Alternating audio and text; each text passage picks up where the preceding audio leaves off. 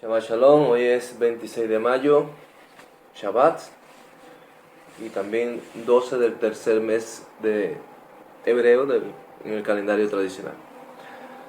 Bueno, como había prometido, quería introducirme en una disertación sobre Colosenses 2, fundamentalmente por las polémicas que existen en las redes sociales en las que participamos sobre este controversial pasaje, específicamente el verso 14, 15, 16 y 17 de Colosenses 2, donde vez tras vez vemos a hermanos cristianos, sobre todas las cosas, enarbolando estos pasajes para decir que bueno, la ley fue abolida, que ya no estamos sujetos a mandamientos, que ya no tenemos que guardar el Shabbat, que ya no tenemos que observar los Moedín, las festividades y demás. Y bueno, pues una de las razones es precisamente esa, intentar llevar a los hermanos cristianos pues una interpretación o una óptica o un enfoque de Colosenses 2, 14 al 17, contextualizado solamente con el tema gráfico, o sea, con la escritura, tanto anterior, los versos anteriores como posteriores a las citas de los versos 14 y 17, sino también contextualizado de una manera histórica, de una manera cultural y religiosa, que también son contextos que son dignos de ser mirados, de ser investigados, de ser escudriñados, con el fin de obtener toda una visualización más completa de lo que Pablo está abordando, tocando y queriendo enfatizar en los pasajes controversiales de los versos 14 al 17. Una vez dicho esto, sobre todas las cosas quisiera también dejar una vez más plasmada la idea de que mi objetivo con mis videos es crear pautas diferentes donde las personas puedan venir, escuchar, ver y tomar o dejar. O sea, mis videos, mis enseñanzas siempre son valorativas. Yo no me creo, hace mucho desde que dejé ciertas creencias, bueno, pues no me creo en la verdad absoluta. Y por lo tanto, bueno, pues sencillamente es una forma más de ver y de interpretar las escrituras. Me gustaría enfatizar sobre esto, bueno, porque sobre todas las cosas hay personas que sí crean líneas rojas y creen que bueno, pues, lo que ellos enseñan e interpretan pues es así 100%, y bueno, yo no, yo en este caso estoy sujeto también a cambios, a variaciones, y de hecho en el transcurso de los años he tenido que modificar muchísimos de mis conceptos y de mis criterios, porque así la escritura me lo ha demandado. O sea, a medida que las vamos estudiando y escudriñando, van apareciendo nuevas luces y nuevos matices que nos obligan a cambiar de criterio, y por lo tanto no podemos dar todo o nada como absoluto en el campo interpretativo, sino que tenemos que estar sujetos siempre a ciertas modificaciones y demás. Entonces, bueno, en base a eso vamos a estudiar un poco Colosenses 2, 14 al 17. El pasaje lo voy a dar lectura porque luego voy a hacer una revisión del contexto escrito que antecede a estos versículos y también del contexto que precede, porque la idea es darnos cuenta de que desde el verso 8 en adelante Pablo habla de un único tema, que es por la cual escribe este capítulo. Y nunca se sale de ese tema. O sea, vamos a ver siempre que tanto los versos que anteceden a estos versículos del 14 al 17, como los que preceden, siempre Pablo está alineado a un mismo tema. Nunca se desvía, nunca se separa de ese tema. Él está centralizado, una costumbre de Pablo, por cierto, que nunca anda desvariando ni desviándose como yo. No. Él es muy centrado, es una persona que escribe y no se desvía para nada.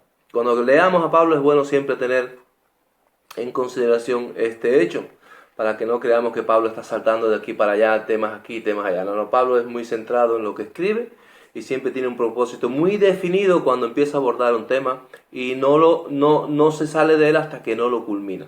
Normalmente y mayoritariamente es así. En los versos 14 al 17, le voy a dar lectura porque es bueno comenzar dando lectura al tema en cuestión, ¿no? El verso 14 dice: anulando el acta de los decretos que había contra nosotros, que nos era contraria, quitándole en medio y clavándolo en la cruz.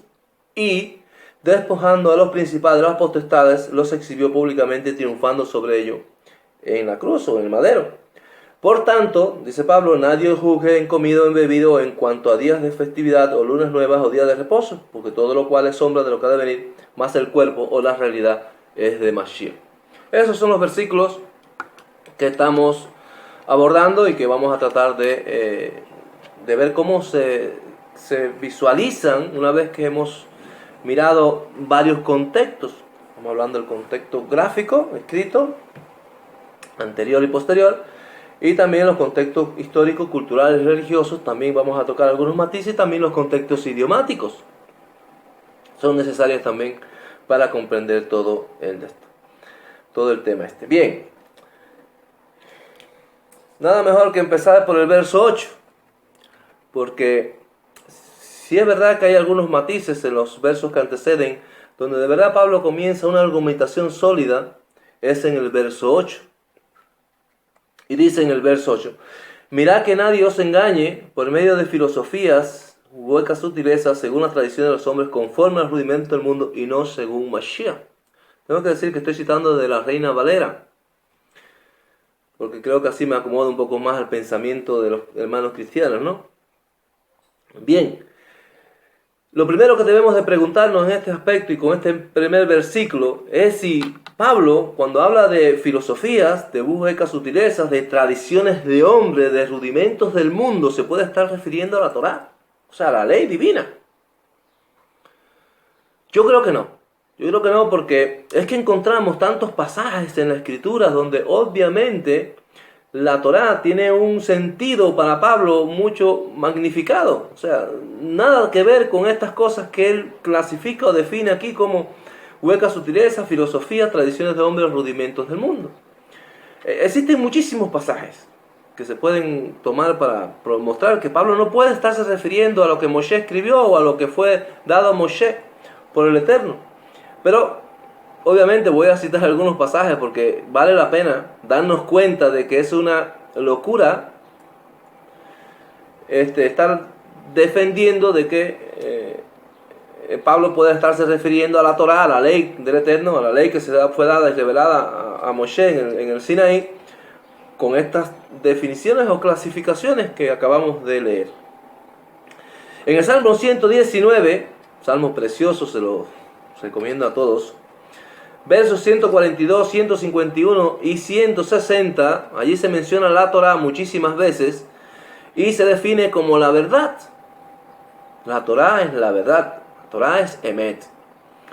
Los misbot, los mandamientos son Emet, dice en el verso 142, y en el verso 160, perdón, el 151 y en el verso 160 dice que la sustancia de su palabra, de su Hadabar, es Emet, es verdad. Por lo tanto, es incomprensible que tratemos de hacer encajar forzosamente la Torá, la ley divina, a estas clasificaciones o definiciones de huecas sutilezas, de filosofías, de tradiciones de hombre y de rudimentos del mundo.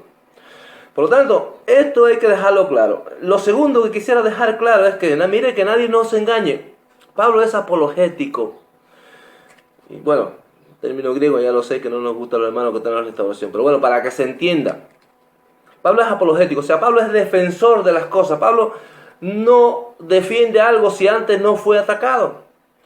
Pablo está defendiendo algo y por lo tanto, cuando dice mirad que nadie os engañe, es porque alguien intentaba engañarlos.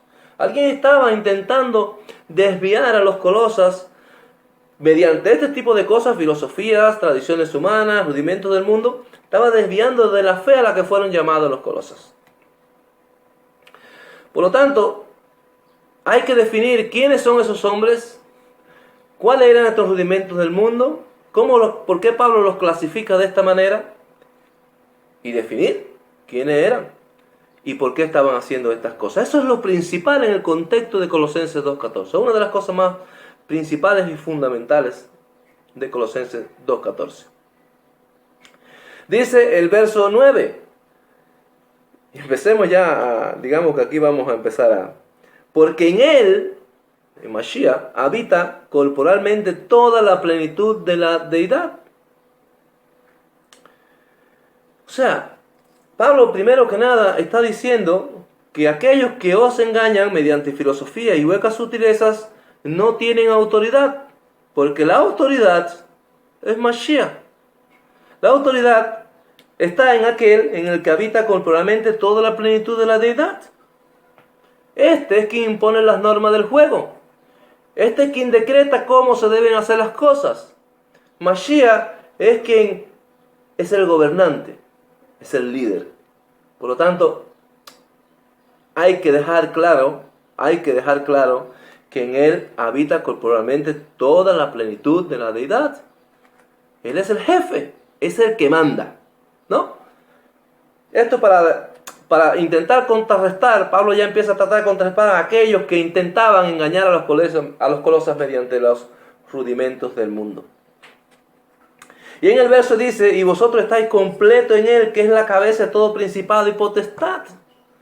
O sea, sigue intentando poner en la alta jerarquía, imponer la alta jerarquía de Mashiach sobre aquellos que estaban intentando engañar a los colosas. Y vosotros estáis completos en él. Una vez más recurro a la personalidad de Pablo, que es apologético. Si Pablo dice que en él estáis completos, es porque otras personas estaban diciendo, ustedes no están completos. O sea, otras personas le están diciendo a los colosas, hey, cuidado, ustedes no estáis completos. ¿No estáis completos para qué? ¿Por qué no estáis completos? ¿O por qué aquellas personas pensaban que no estaban completas? Son cosas que son necesarias definirlas de manera clara para entender Colosenses 2.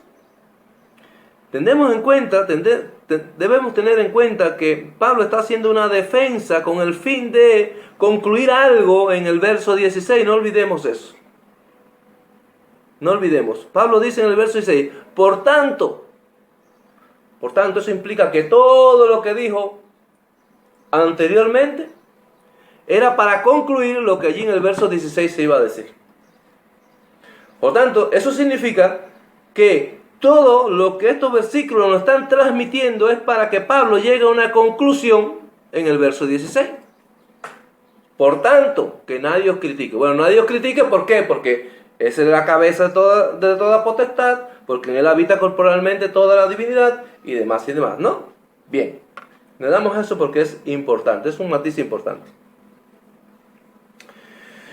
Sigue en el verso 11. En él, en Mashiach, que ya dijimos que es la cabeza, que es el líder, que es el jefe, que es el que manda, que es el gobernante, que es el que impone las normas, que es quien decreta, quien dice cómo se deben hacer las cosas, ¿no? Bien, en él, en Mashiach, también fuiste circuncidados con circuncisión no hecha a mano, al echar de vosotros el cuerpo pecaminoso carnal en la circuncisión de Mashiach. Aquí hay tela por donde cortar. En primer lugar, ya tenemos una pista de por qué habían personas que decían que los colosas no estaban completos. ¿Completos para qué? Todavía no hemos podido definir eso. Pero ya sabemos que no estaban completos y el tema de no estar completo tiene que ver con la circuncisión. Y entonces tenemos que analizar quiénes eran los que intentaban obligar a circuncidar a los colosas, o a los gálatas, o a los gentiles en general. Y ya entonces sí vamos a tener una óptica más o menos definida de quiénes eran los que estaban tratando de engañar a los colosas por medio de filosofías huecas, sutilezas, tradiciones de hombres y conforme a los rudimentos del mundo y no según Mashiach. ¿Verdad? En él también fuiste circuncidados con circuncisión no hecha a mano. Y antes había dicho, recordemos, Ustedes estáis completos en Él, que es cabeza de todo principado y autoridad. Vamos al tema también enfatizar principados y autoridades, porque todo eso Pablo lo vuelve a tocar luego en diferentes versículos más abajo. Y esto es bueno definirlo porque nos da la idea de que Pablo no se desvía en ningún momento del tema central que está tocando. Es un tema lineal. No anda divariando ni para allá ni para acá. Bien, en él también fuiste circuncidados. El contexto histórico, y ahora vamos a abordar el contexto histórico de Colosenses 2:14. Ya sabemos que los colosas estaban siendo criticados. Ya sabemos que los colosas no estaban completos según el criterio de algunos. Ya sabemos que habían personas que pensaban que no estaban completos y que estas personas tienen que estar relacionadas con el tema de la circuncisión. Porque Pablo es apologético y Pablo dice, en él estáis circuncidados. O sea, alguien estaba diciendo, hey, ustedes no estáis circuncidados. ¿Para qué servía la circuncisión? ¿Quiénes estaban intentando obligar a circuncidar a los gentiles? Y a los colosas en este caso. Cuando definamos eso nos va a quedar clarito el tema de Colosenses 2. Seguro que sí. Bien. En capítulo 15, vamos a buscar el capítulo 15 de Hechos, vamos a dar la lectura. Porque este es el contexto histórico. O sea, vamos a tratar de ubicarnos en la problemática que existía en el primer siglo con respecto a la circuncisión, con respecto a los gentiles, con respecto a la obediencia de los mandamientos y cuáles eran las limitaciones que algunos intentaban imponer a los gentiles y cuáles eran las causas de esas limitaciones. Decíamos que en Hechos 15, un pasaje que luego vamos a tener que abordarlo un poquito más a profundidad por el tema idiomático, pero ahora específicamente en Hechos 15 nos interesa los versos 1 al 5. Dice el capítulo 15 de Hechos en el verso 1. Entonces, algunos de los que venían de Judea enseñaban a los hermanos, si no os circuncidáis, fíjense la frase, hermanos, si no os circuncidáis conforme al rito de Moshe, no podéis ser salvos. Yo ayer estaba compartiendo con un hermano en las redes y estábamos específicamente debatiendo sobre el tema de Hechos 15. Y yo le intentaba hacer ver, o le preguntaba que qué él veía en este pasaje. Y bueno, él me dijo algunas cosas que veía, que estaban correctas obviamente, pero creo que obvió lo más importante. Y es la condicionante que se imponía, o se quería imponer a los gentiles para ser salvos. O sea, a menos que te circuncides, no puedes ser salvo. Por lo tanto, la salvación recaía en la circuncisión. Y ahí está el problema del Concilio de Jerusalén, el problema de Gálatas y el problema de Colosenses capítulo 2, versos 14 al 17. Si no os circuncidáis, o sea, a menos que os circuncidáis conforme al rito de Moshe, no podéis ser salvos. Estás condicionando la salvación. Estos hermanos estaban condicionando la salvación al tema de la circuncisión. ¿Por qué? Porque sin la circuncisión, según ellos, no estaban completos. ¿Para qué? ¿Para qué? Sigue el texto bíblico, ¿no? El pasaje dice en el verso 2, y Pablo y Bernabé tuvieron una discusión y contienda no pequeña por ello, por eso se dispuso a Pablo y a Bernabé y algunos otros que de ellos subieran a Jerusalén a los apóstoles ancianos para tratar esta cuestión, el llamado Concilio de Jerusalén, la disputa que existía. Que recuerden que era el tema de la condicionante para ser salvos. Esto es algo que los cristianos en este detalle no lo perciben. Para ser salvos. Ellos pues, habiendo sido encaminados por la iglesia, pasaron por Fenicia y Samaria, contando la conversión a los gentiles y causaban un gran gozo a todos los hermanos. Y al llegar a Jerusalén fueron recibidos por la iglesia, por los apóstoles y los ancianos, y refirieron todas las cosas que los habían hecho. Pero algunos de la secta de los fariseos que habían creído, hay que entender una cosa también, habían creído en Mashiach. Y esto es importante también, esto es un matiz importante. Habían creído en Mashiach porque, cuidado, no era tan alocado lo que ellos estaban exigiendo. Ellos conocían las enseñanzas de Mashiach y decían, no, espera un momentico, es que si no te circuncidas, la verdad es que no puedes ser salvo. Y luego voy a abundar un poquito eso para que se entienda la mentalidad que provocaba que estas personas estos hermanos intentaran obligar a los colosas y obligar a los gálatas y obligar a todos los gentiles en general a circuncidarse. No era tan alocado. Lo que pasa es que ahora nosotros lo comprendemos porque tenemos también la revelación dada por medio del Shaliat Pablo y por lo tanto ya tenemos una visión más completa del tema. Pero ellos no tenían esta visión. Eran recién convertidos. Pero se acuerdan, el Mashiach había, como aquel que he dicho, acabado de abrir las puertas a los gentiles y había un tremendo dilema y una tremenda problemática con los gentiles. Y en el verso 5, pero algunas de las sectas de los fariseos que habían querido se levantaron y dijeron, es necesario, o sea, es imprescindible, condicionante, de nuevo, es imprescindible circuncidarles y mandarles a que observen la ley de Moshe. De nuevo, la condicionante aquí se ve que es en primer lugar, o sea, es algo que los hermanos no perdían de vista en ningún momento. Es necesario, a menos que es imprescindible que se circunciden para ser salvos. O sea, la salvación recae sobre el fundamento de la circuncisión y no sobre el fundamento del sacrificio redentor de Mashiach. Aquí vamos a hacer un paréntesis para que entendamos la perspectiva de los hermanos estos fariseos que habían creído en Mashiach. Recordemos que Mashiach condicionó la salvación a muchos aspectos. Mashiach mismo condicionó la salvación a muchos aspectos. Por ejemplo, le dijo a aquellos discípulos en lo que se quedó registrado en Yohanan capítulo 6, dijo, a menos que coman mi cuerpo y beban mi sangre, no tenéis ni parte conmigo, ni vida eterna, ni resurrección. O sea, estas tres cosas que implican salvación, las condicionó el Mashiach a comer del pan y beber del vino. ¿Verdad? Pero resulta que ese pan y ese vino, representando al sacrificio redentor de Mashiach, se comía en Pesach. Y para Pesach era necesario, imprescindible, según la Torá, estar circuncidado en el prepucio.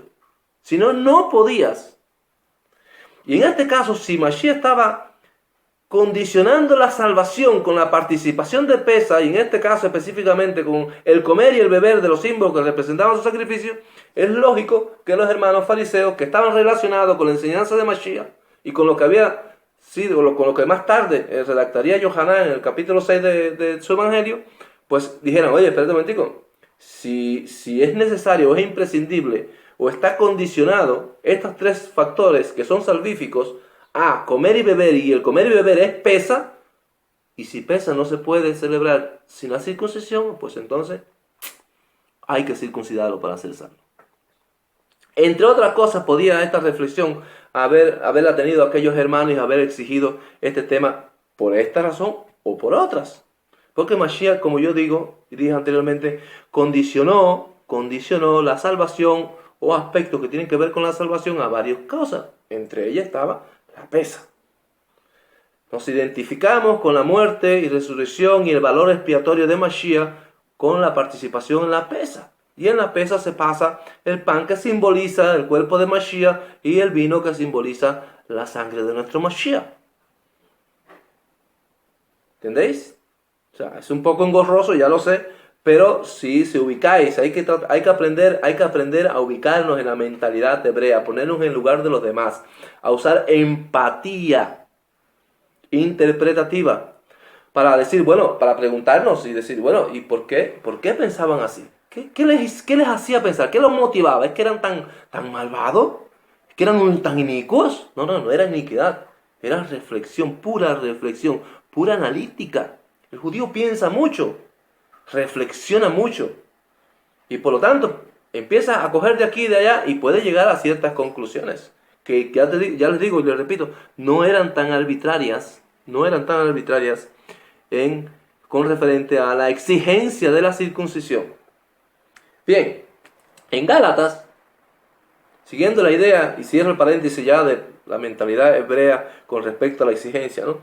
En Gálatas también encontramos un versículo muy citado que también tiene que ver con la circuncisión y la imposición o la condicionante de la salvación, refiriéndose a la circuncisión. En Gálatas capítulo 5,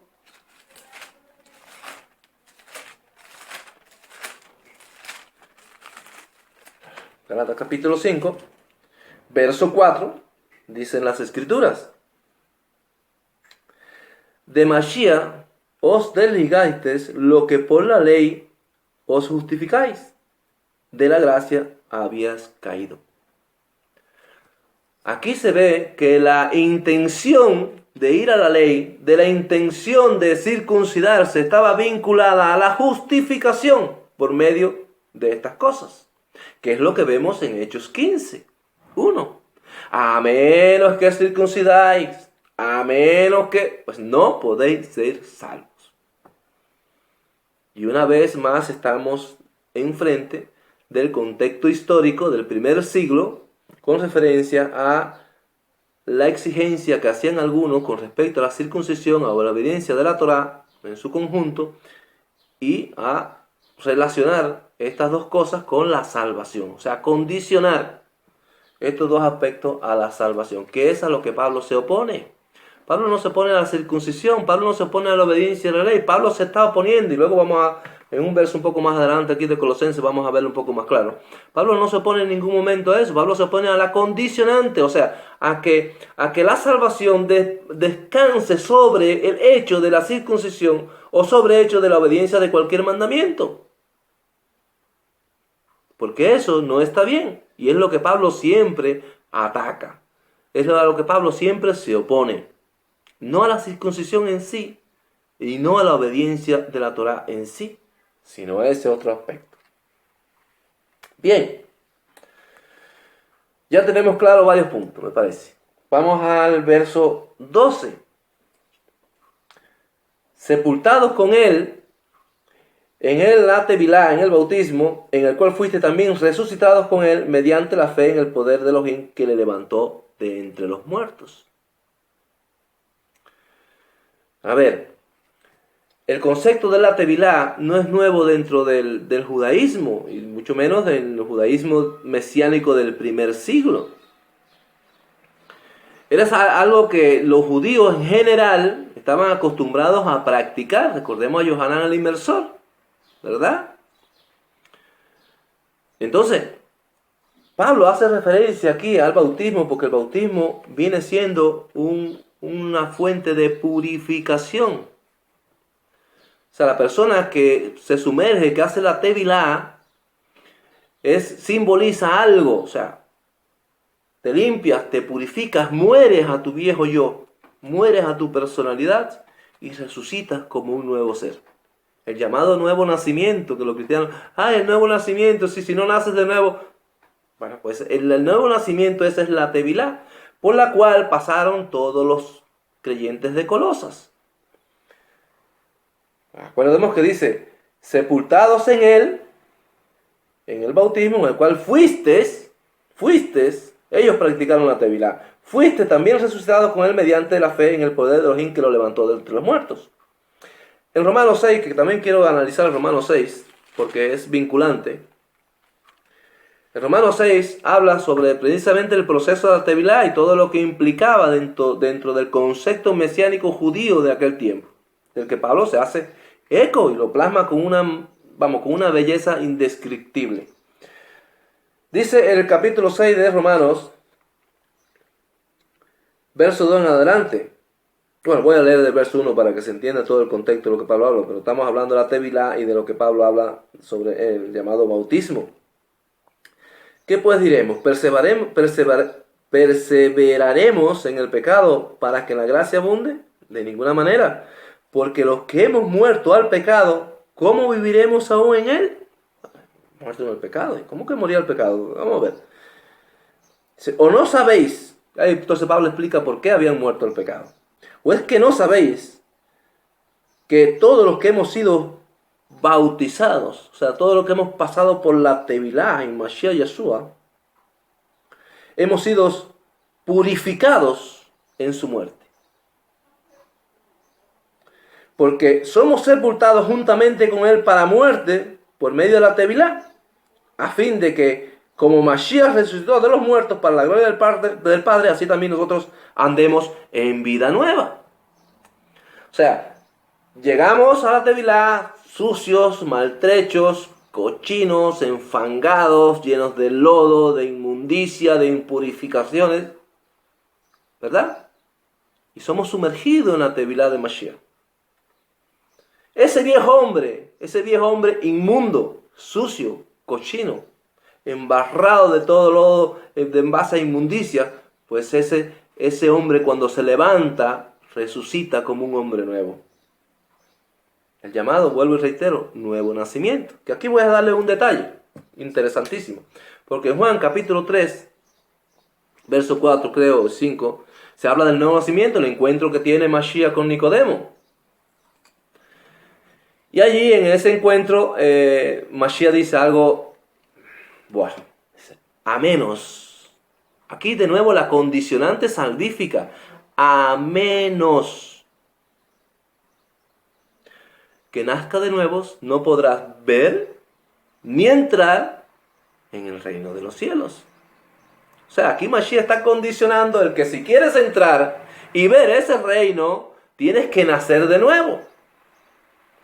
O sea, tienes que limpiarte de toda tu purificación, tienes que morir al pecado, que es lo que Pablo está tratando en el capítulo 6 de Romanos. Tienes que morir al pecado y resucitar como un hombre nuevo en Mashiach. Aleluya. Por eso. ¿Verdad? Eso es hermoso. Pero lo más hermoso de todo esto, si esto es hermoso, lo otro es más hermoso. Lo más hermoso de todo esto es que Mashiach le dice algo a Nicodemo que deja claro y sin lugar a duda de que el judío, aún sin Mashiach, estaba relacionado con este nuevo nacimiento. Porque Nicodemo dice, pero Señor, ¿cómo es posible que, acaso puedo yo nacer de nuevo? O sea, él estaba por otra vía. Y el Mashiach le responde con una frase, con una pregunta, dice, ¿acaso eres tú, Moré de Israel, maestro de Israel, y no conoces estas cosas? Y esa pregunta implica sí o sí de que Nicodemo como maestro de Israel tenía que estar relacionado con el concepto del nuevo nacimiento. Luego Pablo abunda un poco más sobre ese nuevo nacimiento, sobre la vida nueva, sobre la Tevilá. Y entonces lo entendemos todo perfectamente. Nosotros que provenimos de las naciones, que no teníamos una razón para entenderlo, ya entendemos que era el nuevo nacimiento. Y cómo se practicaba desde la perspectiva de la fe en la muerte, resurrección y expiación por medio de nuestro Mashiach. Eso es hermoso.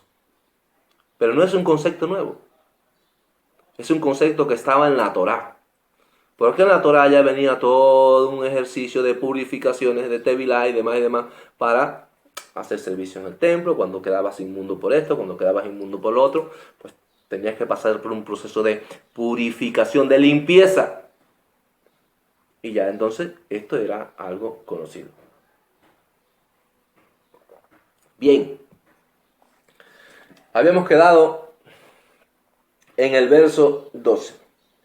Sepultados con él en el bautismo, en el cual fuiste resucitados con él mediante la fe en el poder de Elohim que le levantó de los muertos.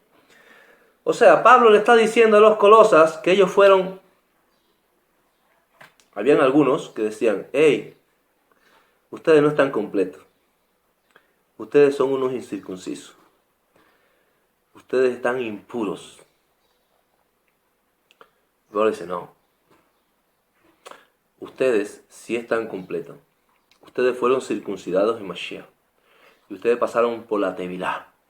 Por lo tanto, ya son un hombre nuevo, regenerados, limpios, purificados. Y entonces, sí tenés acceso a ciertas cosas. Bien, no vamos a adelantarnos. Ya vemos como todo va encajando, ¿verdad? Yo creo que sí, yo creo que más o menos vemos ya como el tema de la circuncisión, el tema de que no esté completo, el tema de que algunos querían engañar a otros mediante tradiciones de hombres y demás, pues ya vamos cogiendo el hilo de la defensa que Pablo hace a partir del verso 8 para culminar en el verso 16. Por tanto, que nadie os critique. Bien. Dice el verso 13, y esto también está muy hermoso. Yo creo que si hermoso está el tema de la Tevilá, el tema de tratar y profundizar un poco en el tema de que fuimos sepultados con Él en el bautismo, fuimos levantados, fuimos resucitados como un hombre nuevo, hemos dejado allí toda nuestra inmundicia. Si eso es hermoso en la fe a la que fuimos llamados, yo creo que el verso 12 no tiene desperdicio y nos va a aclarar muchísimas cosas. Dice el verso 2, y a vosotros, estando muertos en pecados y en la incircuncisión de vuestra carne, os dio os dio vida juntamente con él, perdonándoos todos los pecados. Bueno, pues aquí vemos de manera activa, clara y definida lo que los cristianos llaman gracia. Esa gracia que los cristianos acá ya no estamos bajo la ley, sino bajo la gracia. Lamentablemente los hermanos cristianos dicen que estar bajo la gracia es precisamente, pues después que fuiste salvo, pues hacer lo que eres libre para hacer lo que te la gane, y por lo tanto ya no tienes que obedecer ningún mandamiento del Eterno. Sabemos que están equivocados y queremos darle una razón para demostrárselo. De verdad, con todo el amor del mundo y el cariño y el respeto por sobre todas las cosas, porque los criterios se respetan. Hay que entender que hay que respetar también esos criterios, pero hay que decir también de manera clara que desde nuestro punto de vista están totalmente equivocados. Y a vosotros, estando muertos en pecado y en la incircuncisión de vuestra carne, os dio vida juntamente con... ¿En qué consiste la gracia? Vamos a leer Efesios capítulo 2 es, quiero decirle, un paralelo de Colosenses capítulo 2. O sea, leer Efesios 2 es estar leyendo Colosenses 2. Es la misma materia, enfocada con diferentes matices, con diferentes detalles, pero es la misma materia en la que Pablo, de hecho, también se utiliza el término que luego vamos a analizar del verso 14, el término dogma, en el capítulo 2 de Efesios. Pero aquí en el capítulo 2 de Colosenses, verso 13, está hablando de estar muerto en nuestros pecados, en la circuncisión, y que en esa condición de pecado, en esa condición de incircunciso, fuimos entonces resucitados. O sea, pasamos por la Tevilá y si fuimos limpiados y fuimos levantados como hombres nuevos para servir al Eterno mediante la fe redentora de Mashiach. Bien, decíamos que esto está, yo por lo menos lo hallo tan hermoso. Yo me edifico solo. Yo no sé si ustedes os edificáis solos también en casa y si esto os sirve también de edificación, pero a mí particularmente me edifica. Bien, en Efesios capítulo 2, verso 1 y 5, vamos a leer. Él os dio vida a vosotros cuando estabais muertos en vuestros delitos y pecados. ¿Os dais cuenta del paralelismo? ¿Verdad que sí? Colosenses 2.13. Y vosotros, estando muertos en pecados y en la circuncisión de vuestra carne, os dio vida juntamente con él. Pues en el verso 2, capítulo 2, verso 1, dice, Él os dio vida a vosotros cuando estabais muertos en vuestros delitos y pecados, en los cuales anduviste otro tiempo. Anduviste otro tiempo, ya no. Y dice el verso 5, porque no quiero... la lectura de los otros versos pues nos desviaría un poco. Bueno, dice el verso 5. Aún estando nosotros muertos en pecado, nos dio vida juntamente con Mashiach. Por gracia sois salvos. ¿Cuándo se efectúa esta gracia? Bueno, en nuestra condición pecaminosa. ¿En nuestra incircuncisión en la carne? ¿En nuestra inmundicia? ¿En nuestros delitos? ¿En nuestros pecados? ¿Por qué es gracia? Porque se sobreentiende que el Eterno le otorga una salvación tan grande a personas que se lo merezcan. Personas obedientes, personas que estén observando Torah, personas realmente celosas, santas, justas. Pero no. Es gracia precisamente porque estos gentiles eran todo lo contrario. No conocían Torah, no tenían Torah. Estaban muertos en sus delitos y en sus pecados. Y por lo tanto, en esta condición, el Eterno otorga gracia a los gentiles. ¿Y son salvos entonces por qué? Por medio de la gracia. ¿Para qué? Para seguir siendo desobedientes. Para seguir ensuciándonos e impurificándonos mediante la desobediencia.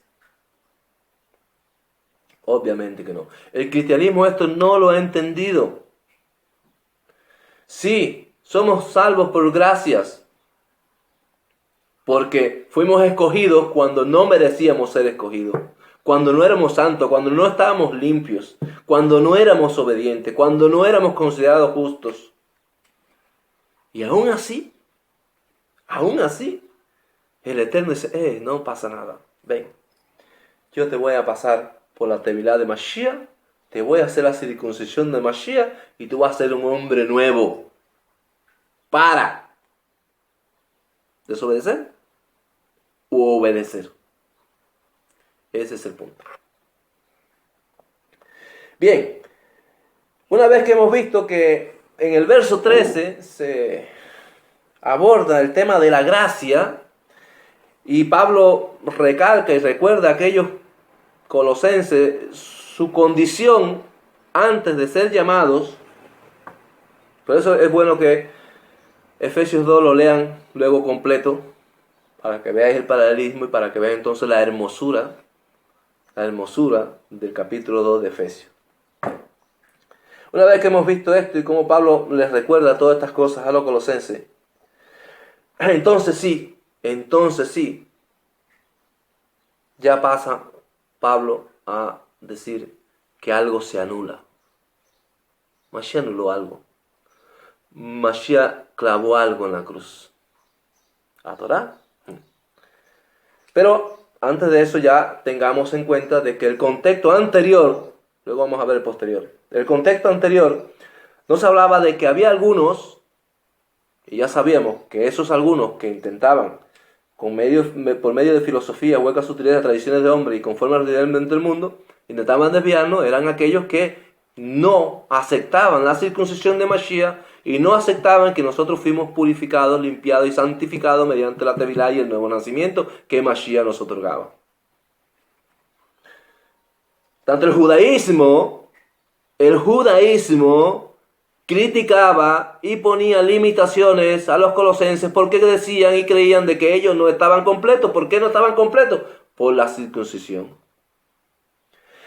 ¿Qué les otorgaba la circuncisión desde la mentalidad judía? La obediencia a la Torah.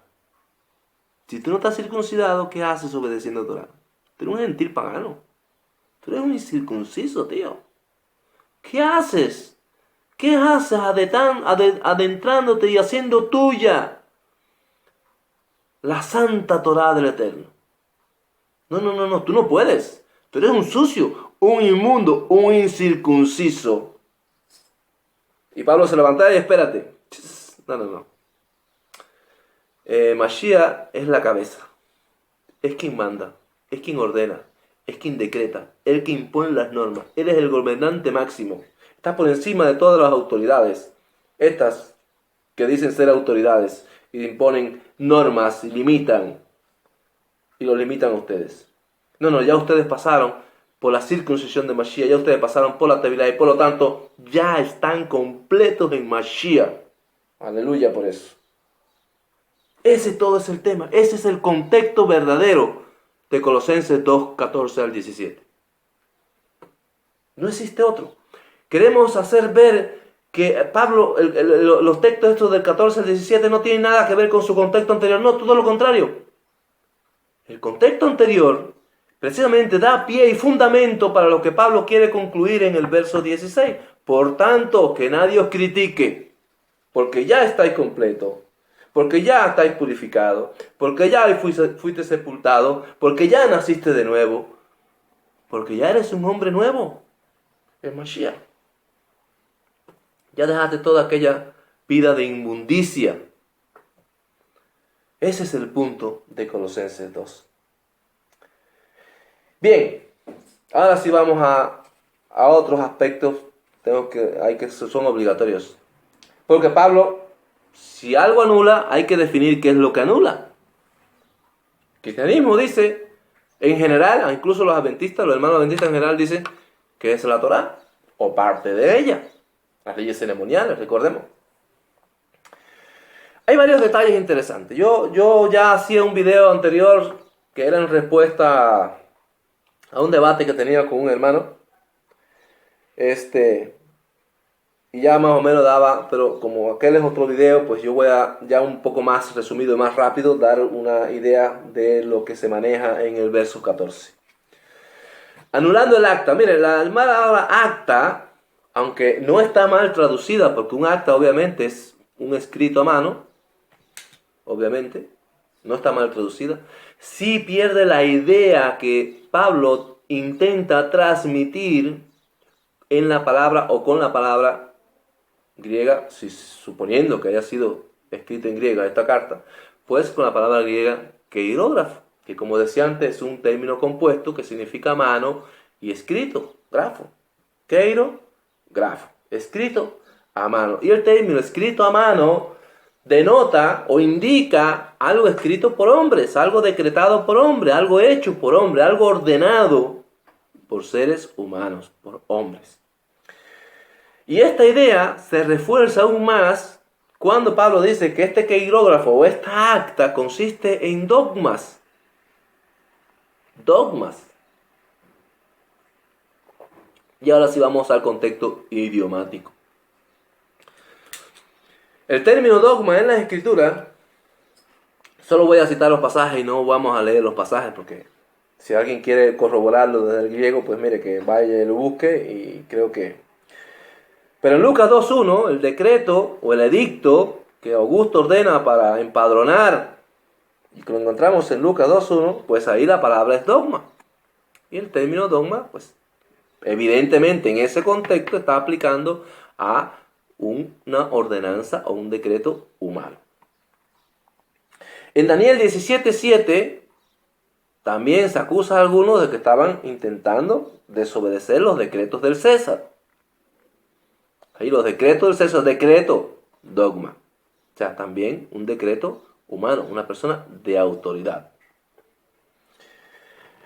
Y en Daniel 2.13, 4.6, capítulo 6, verso 8 al 15, en todos estos pasajes está presente el término dogma.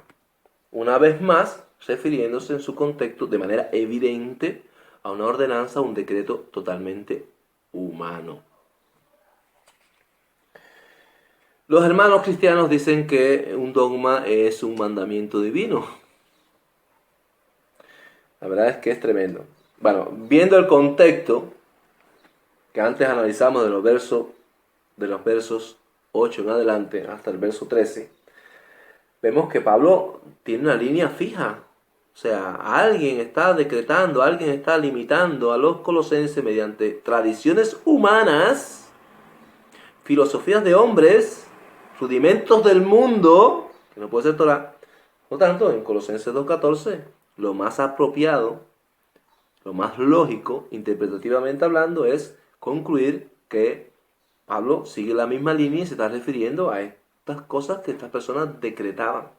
Pero no, ellos no dicen que no y que punto. Yo les voy a dar muchísimo más pruebas en este video de que están errados, porque idiomáticamente hay tela por donde cortar. Pero bueno, en estos pasajes que antes cité, vuelvo y repito, Lucas 2.1, Hechos 17.7, Daniel 2.13, Daniel 4.6, Daniel 6, capítulo, verso 8 al 15, todo esto está presente el término dogma en sus diferentes variantes idiomáticas y obviamente en un contexto donde se está refiriendo a mandamientos humanos o decretos humanos. Bien, una vez dicho esto, hay que decir que Pablo, y esto lo voy a adelantar un poquito más porque lo voy a dar, pero Pablo mismo define en este mismo capítulo 2, un poco más adelante, luego lo vamos a dejar como premio, por si alguno quiere seguir escuchando y viéndome. Vamos a demostrar que Pablo mismo define la aplicación del término dogma. Pablo mismo en persona. Pero vamos a seguir con el análisis de los versos 14 al 17. Anulando el acta, queirógrafo, el escrito por hombres, de los dogmas que había contra nosotros, o sea, que nos impedían acceder a algo, y que nos era contraria, quitándolo de en medio y clavándolo en el madero. Y el verso 15 está sumamente interesante, aunque las personas normalmente no lo cogen para materia doctrinal. También tiene un fundamento tremendo para el tema que estamos tratando y el argumento lineal que Pablo tiene a lo largo de todo este capítulo de Colosenses. Vas a disculpar, pero es que se me seca la boca cantidad. Bien, dice el verso 13, y despojando a los principados de las potestades, los exhibió públicamente, triunfando sobre ellos en la cruz. Primer lugar, principado y potestades, verso 10. El verso 10 de Colosenses decía: y vosotros estáis completos en él, que es la cabeza de todo principado y potestad.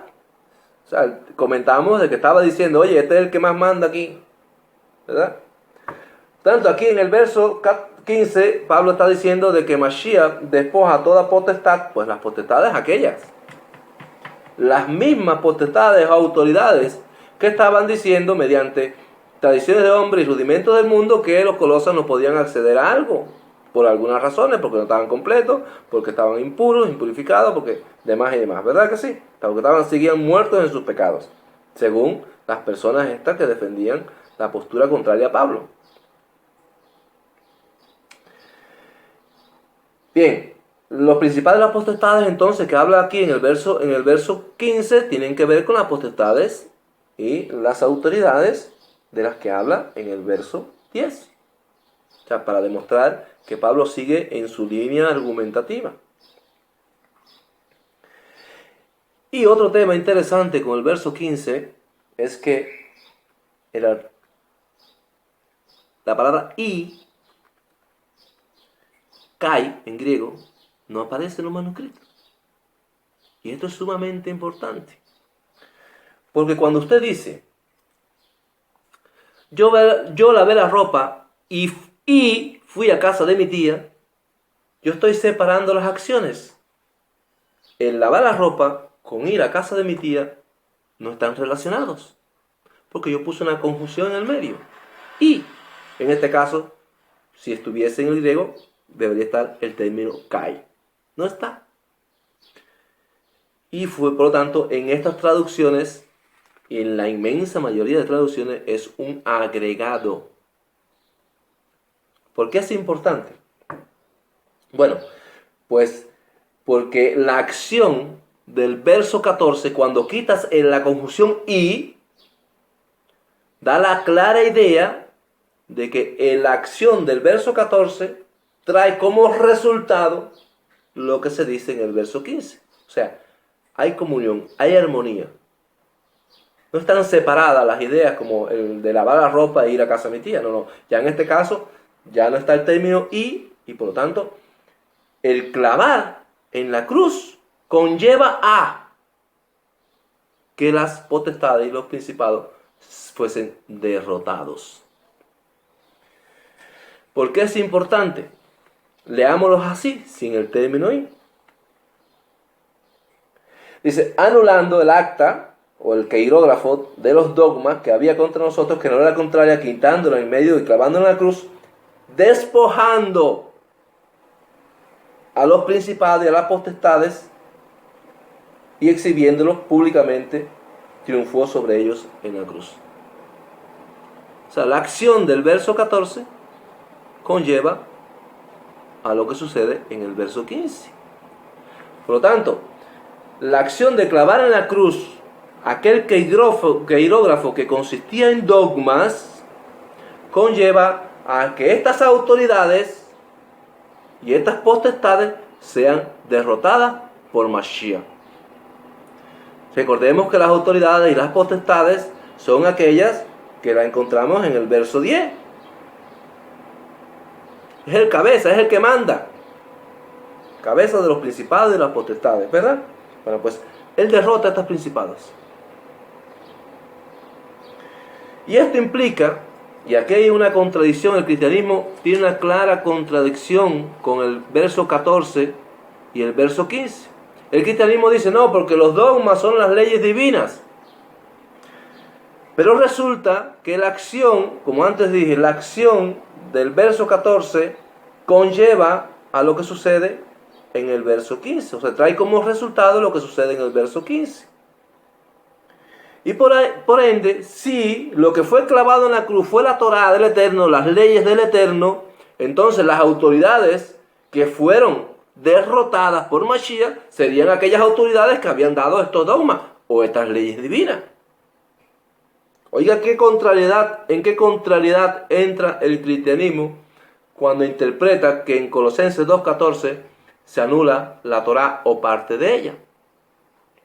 Si defiendes, hermano cristiano, que en Colosenses 2:14 lo que se clava en la cruz es la ley divina, pues entonces las autoridades por medio de la cual se dio esta ley fueron humilladas y derrotadas por Mashiach cuando murió. ¿Por medio de quién fue dada la Torá? Por medio de Malachim, ¿verdad? De los ángeles. Relato de Esteban, cuando fue apedreado, allí se declara que la Torá fue dada por medio de Malachim, los ángeles. Por lo tanto, eso implicaría entonces que estas autoridades y potestades que fueron derrotadas por Mashiach son aquellas que el Eterno utilizó para dar su Torá a Moshe. ¿Se da cuenta de la contrariedad, hermano? Mashiach luchando contra su propio padre. Mashiach derrotando las autoridades que su padre había nombrado para dar su santa Torá en el monte Sinaí para su pueblo. Pues eso es lo que ustedes, hermanos cristianos, defienden o argumentan o sostienen cuando afirman que lo que fue clavado en la cruz fue la ley divina. Porque en el verso 15 lo que se derrota son las potestades y las autoridades que dieron lo que allí se clava. No tiene otra forma de verse, mi hermano. No tiene otra forma de verse. Y esto puede servir de argumentos también, hermanos, los que están en la restauración, para cuando encontréis a hermanos cristianos defendiendo esta locura, que es fruto de la ignorancia. No es por criticar, ni por señalar, ni por descalificar, pero es porque ignoran estas cosas. Pues tengamos una base y un argumento, presentémosles, enseñémosles que la acción del verso 14 trae como resultado lo que sucede en el verso 15. No están desligados una cosa con la otra, para que se den cuenta en el error que caen cuando interpretan que lo que se clava en la cruz es la Torá. Yo creo que de esa manera sería muy práctico, muy fácil de enseñar y transmitir esta contrariedad en la que ellos caen cuando interpretan de esta manera. Bien, dogmas. Ya decíamos que la palabra dogma del verso 14 definía en el contexto de casi toda la escritura, a los mandamientos humanos. Pero existe una excepción, o parece ser que existe una excepción. Y aquí vamos también a adentrarnos en un tema muy bonito, porque si encontráramos, yo se lo decía al hermano con quien estaba compartiendo este tema, o debatiendo este tema, dice, hermano, si usted encuentra un pasaje bíblico donde el término dogma defina de manera clara y evidente a decretos o mandamientos divinos, yo tengo que retractarme de mi enseñanza. Porque ya no podría decir de que siempre la palabra dogma se refiere a decretos humanos, porque habría un ejemplo que evidenciaría de que